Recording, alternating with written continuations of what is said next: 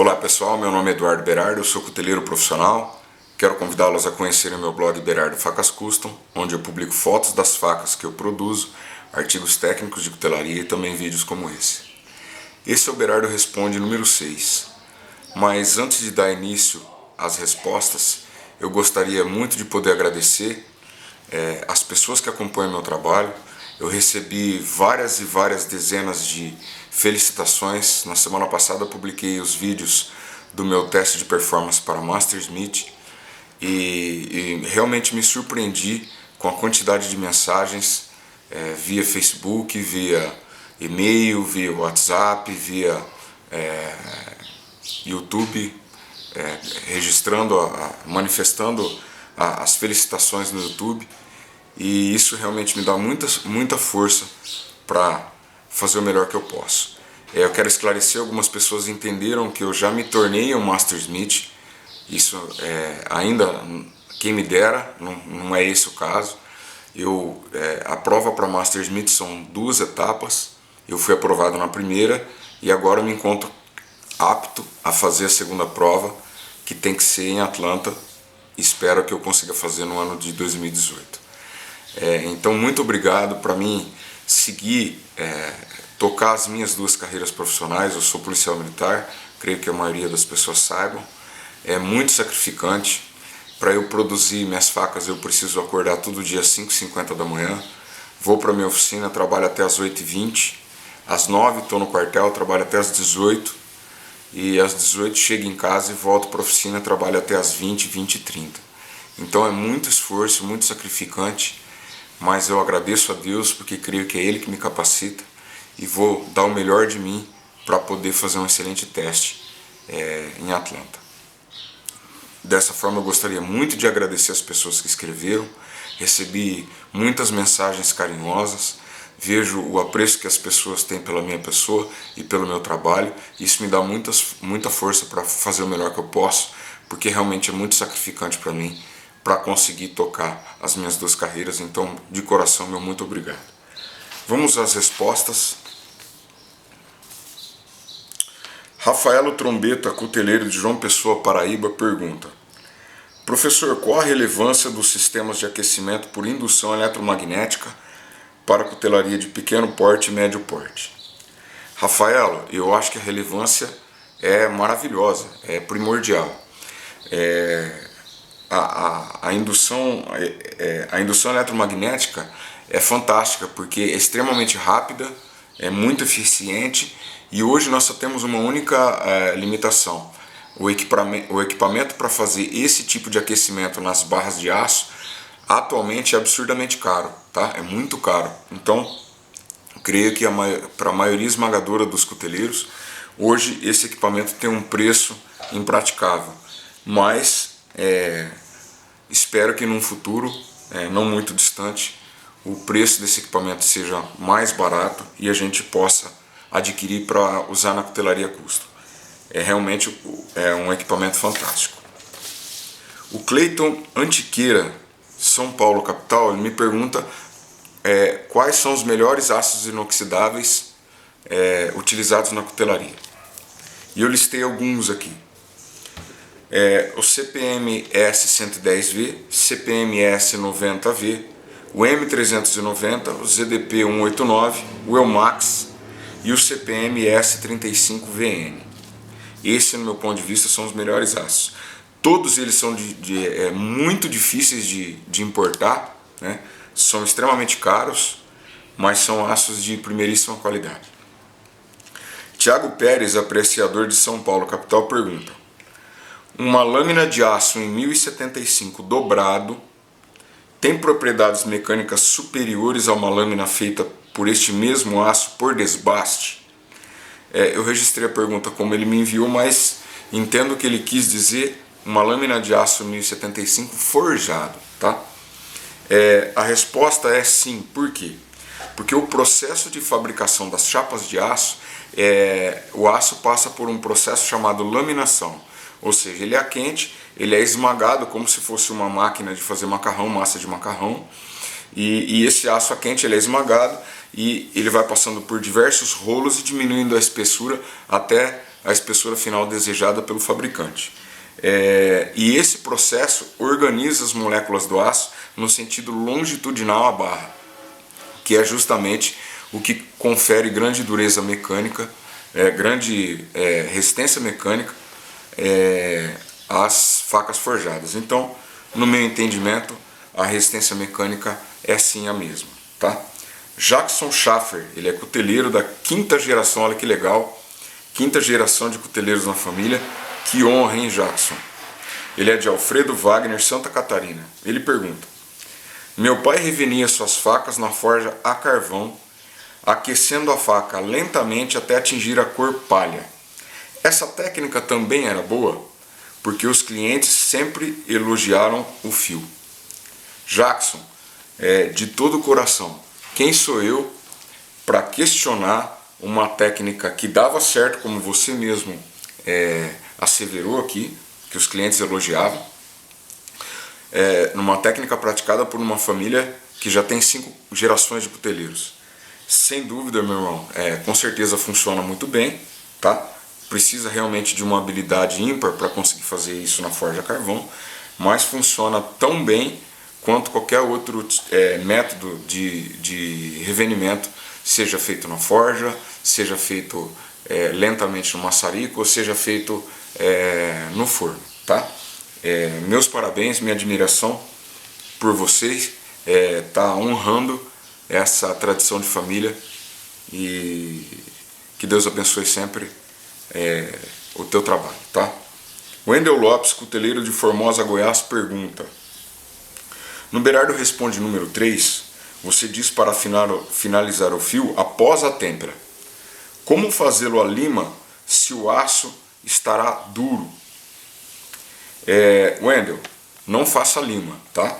Faça na lixadeira. Se você não tem a lixadeira, você pode usar uma pedra de afiar bastante grossa e ir trabalhando em ângulo para fazer a geometria de fio que você deseja da faca que você estiver fazendo, tá? Mas a minha recomendação é que faça na lixadeira, que é mais uniforme e mais rápida. Ele também pergunta: consigo comprar damasco pronto? O valor é acessível? Olha, Wendel, não conheço cuteleiros que gostem de terceirizar damasco no Brasil, porque é muito caro, muito dispendioso para fazer, e é muito trabalhoso para fazer, para poder revender essas barras. Mas você consegue sim. Existe um damasco industrial que se chama Damastil, mas é proibitivamente caro, é extremamente caro. Então talvez um bom caminho para você seja evoluir naturalmente na cutelaria, até chegar a um ponto onde você tem condições técnicas de aprender a fazer o seu próprio damasco. E ele ainda pergunta: minhas facas apresentam trincas algum tempo depois de prontas. Isso se dá pelo fato de eu não pré-aquecer o óleo para a têmpera? Não, provavelmente você deva estar fazendo o revenimento errado, tá?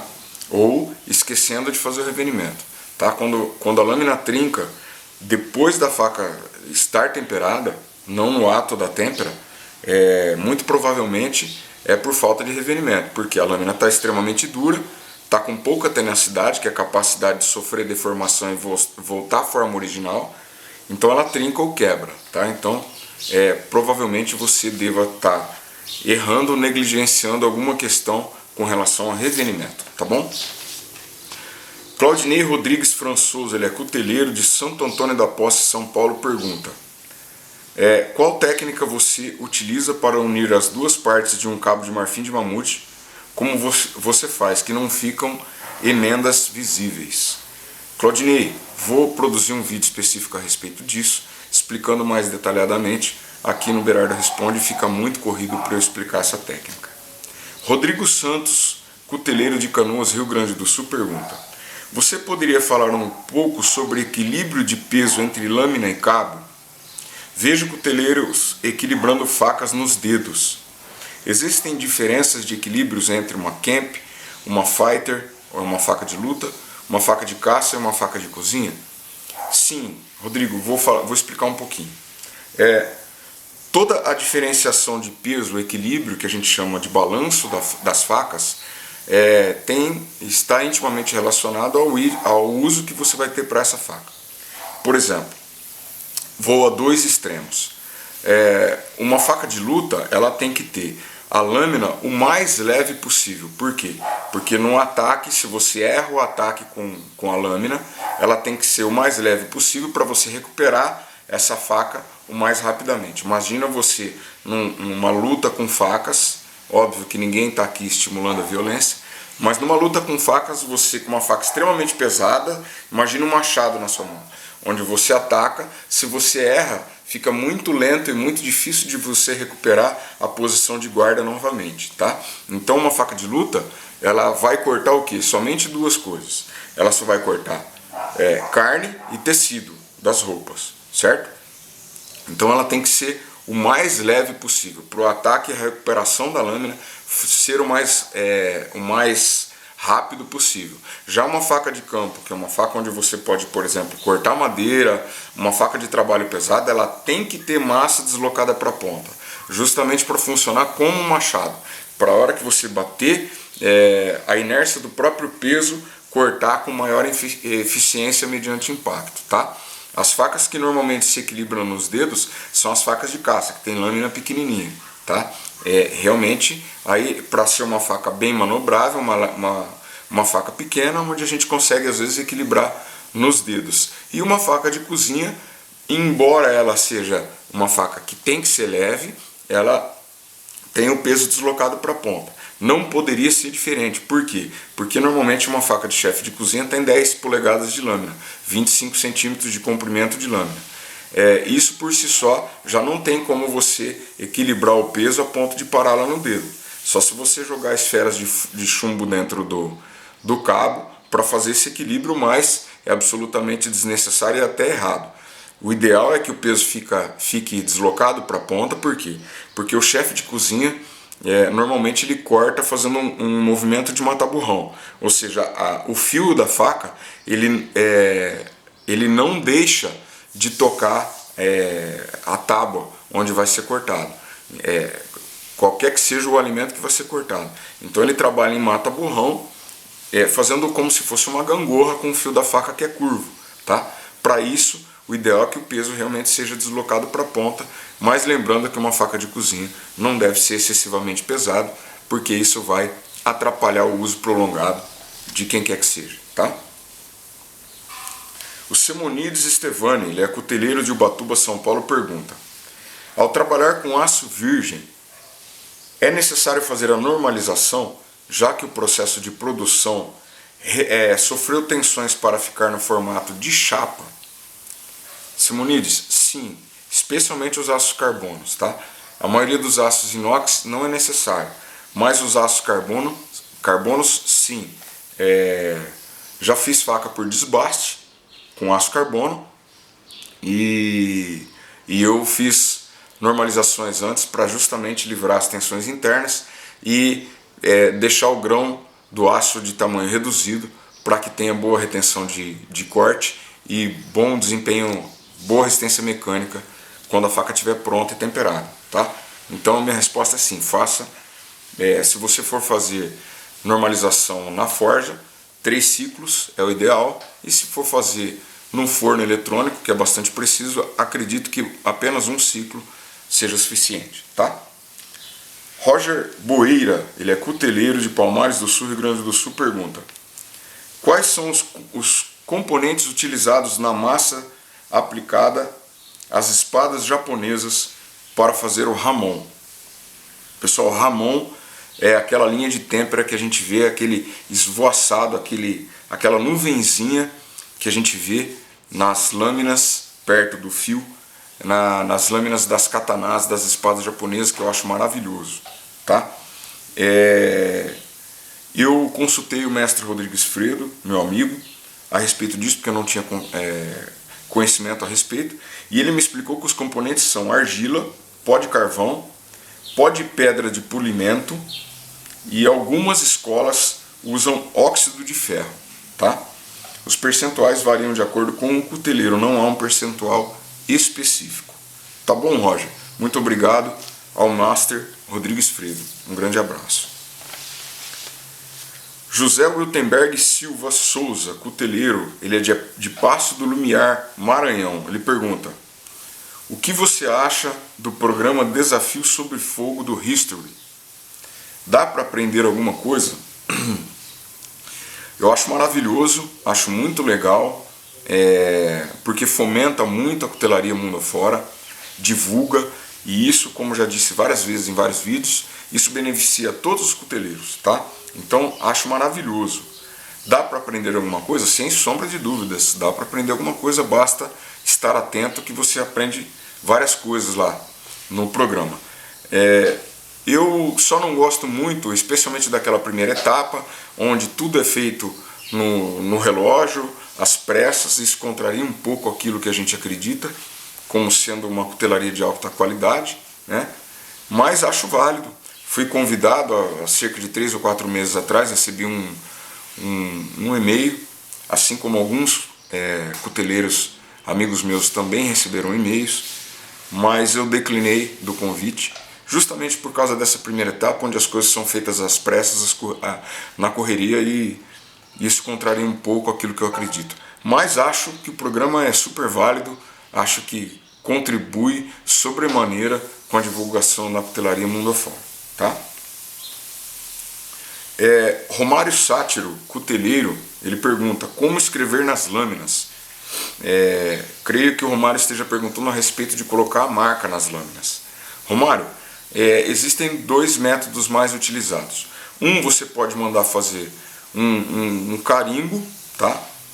De um aço extremamente duro, e aí quando a faca está normalizada, já usinada, ou dependendo do aço, se o cuteleiro utilizar um recozimento para deixar a lâmina bem macia, você põe na prensa lá com X toneladas, isso vai fazer um baixo relevo e estampar suas lâminas. Esse é o método que eu uso. E existe também um método com eletroerosão, que é um processo que eu não pratico, feito com uma telinha e um equipamento elétrico, e você põe lá uma solução de salmoura sobre a lâmina, e a telinha vazada faz com que ataque a lâmina justamente no formato da telinha que vai formar a sua marca na lâmina, tá? Esses são os 2 métodos mais utilizados. Brunner Sérgio Cremasco, ele é cuteleiro, ele pergunta: professor, vi no YouTube um cara fazendo damasco de corrente de moto, fica bom? Ou é melhor eu me aperfeiçoar e fazer em barras? Quem nunca fez pode tentar fazer? Olha, Bruno, eu nunca usei uma faca feita de damasco de corrente de moto, então fica difícil eu te dar um parecer se fica bom ou não. Mas eu vou te dar um outro parecer. Se você investe tempo, se você tem conhecimento técnico para fazer um damasco de corrente de moto, por que não fazer um damasco de aço virgem? Tá? Sendo certo que você fazendo o damasco de aço virgem, você pode criar centenas de padrões diferentes que a gente sabe que existe, que deixa o damasco muito bonito, tecnicamente mais rico, tá? E então acho que realmente não compensa fazer o damasco de corrente de moto. A minha sugestão é que você comece a fazer com aço virgem, mas quando estiver, obviamente, num nível técnico adequado para começar a lidar com damasco, porque não é uma coisa simples e exige bastante conhecimento, bastante persistência, tá? Denis Pérez, cuteleiro de Viamão, Rio Grande do Sul, pergunta: professor, você poderia falar um pouco sobre lâminas negras? Denis, vou falar bem rapidamente. Eu conheço alguns processos, existem inúmeros, tá? Existe o fosfato de manganês, você faz uma faca de aço carbono, depois fosfata dá um banho de fosfato de manganês, é o mesmo processo que a gente faz por aço damasco, tá? Existe aquele processo de oxidação como é feito em armas de fogo, tá? Alguns chamam de oxidação à boneca, oxidação à negra, tá? Que fica muito bonito também. Tem um processo patenteado pela Dupont, que é muito resistente, que é o mesmo processo que é feito em chassis de carros, que fica preto e fica resistente à corrosão. e tem a pintura eletrostática também, tá?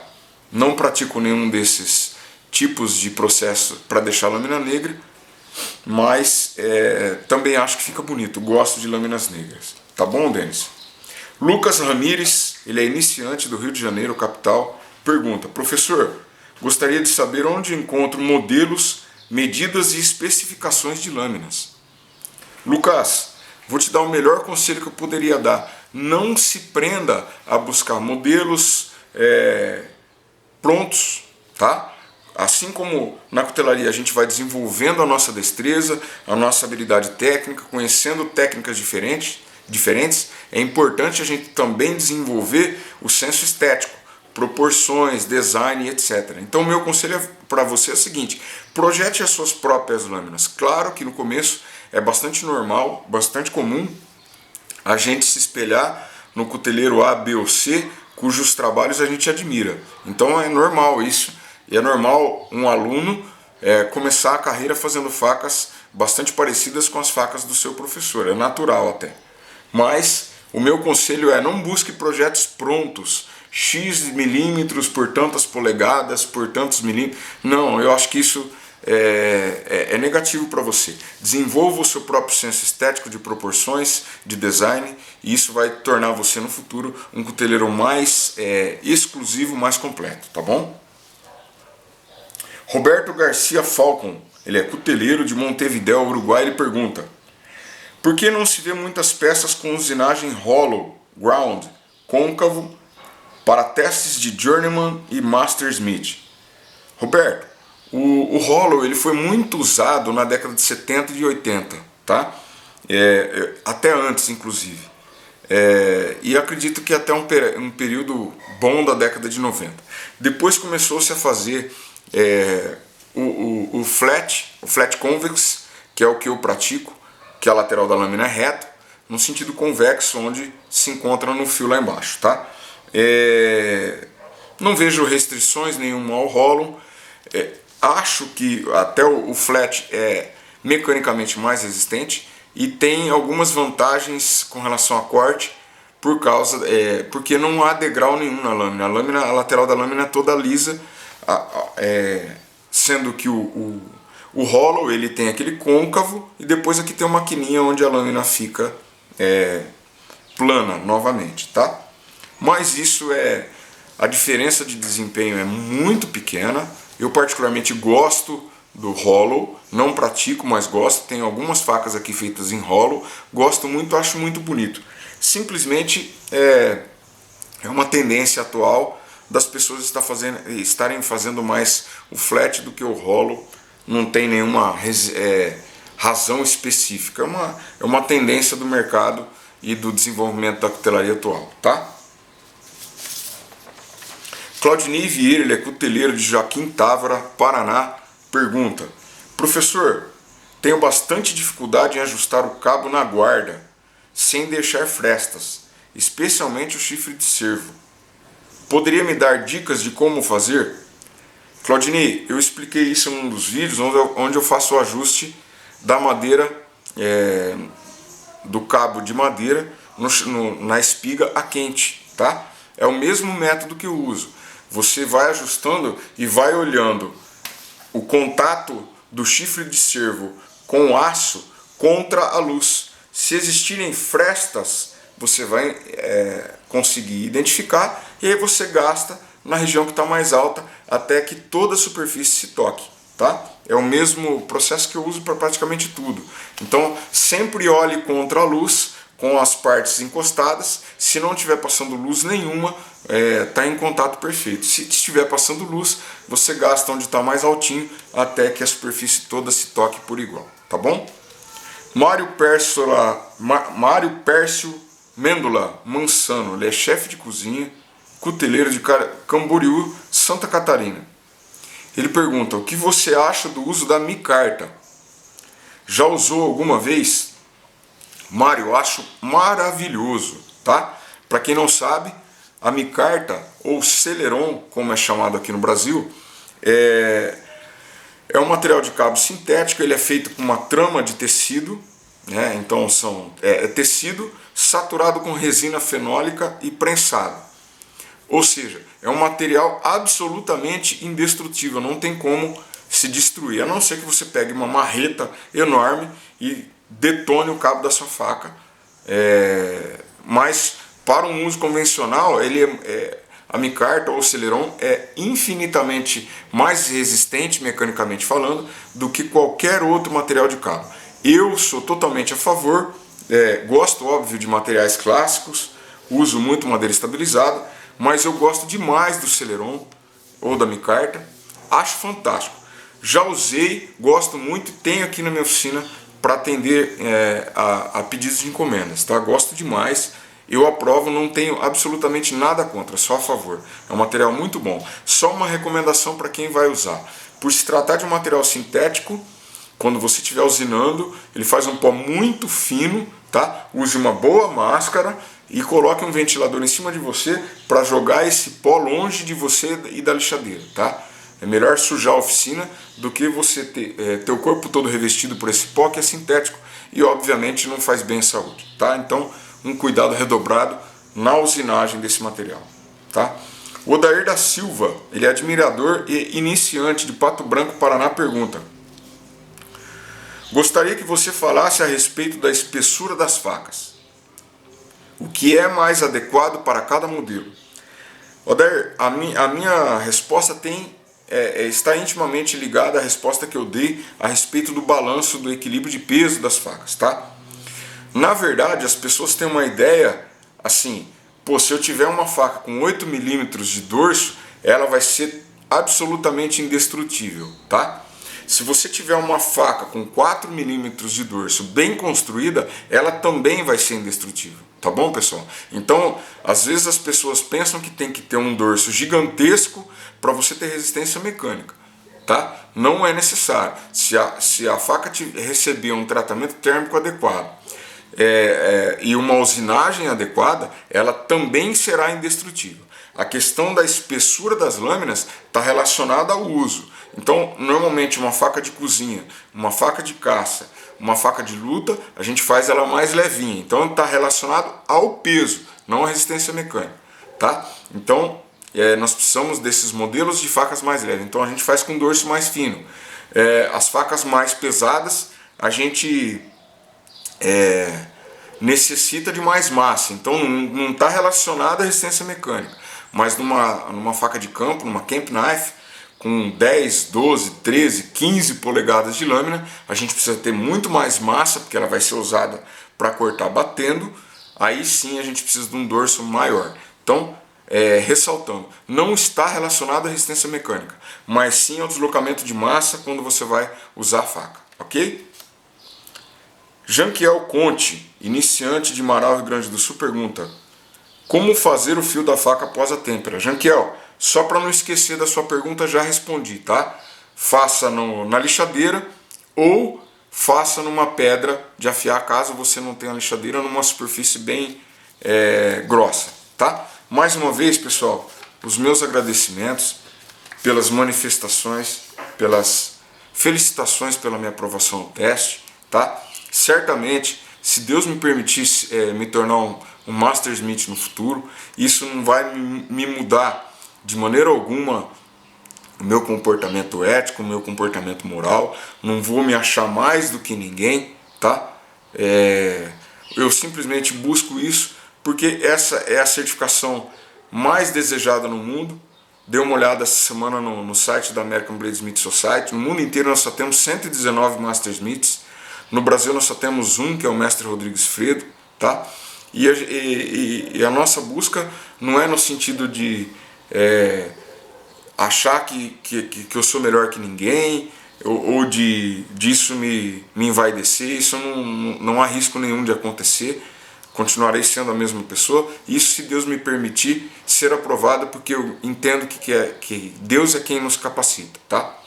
Então, muito obrigado pelas manifestações. Me ajuda muito, me incentiva demais. Quero agradecer ao mestre Rodrigues Fredo, que aplicou o teste.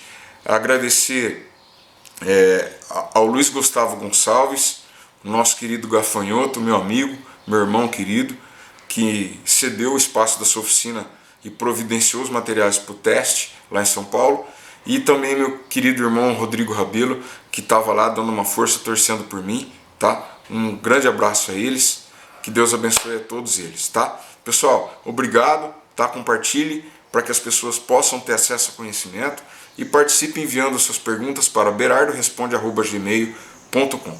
Um grande abraço, muito obrigado e que Deus abençoe a todos vocês.